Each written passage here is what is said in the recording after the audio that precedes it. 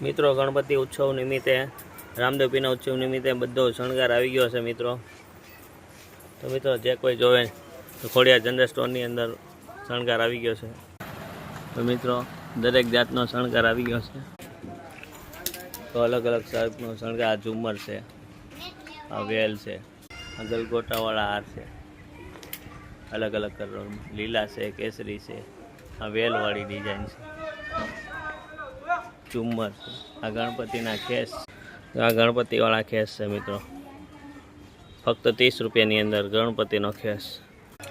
ગણપતિ બાપાવાળી પટ્ટી છે ફક્ત 2 રૂપિયામાં.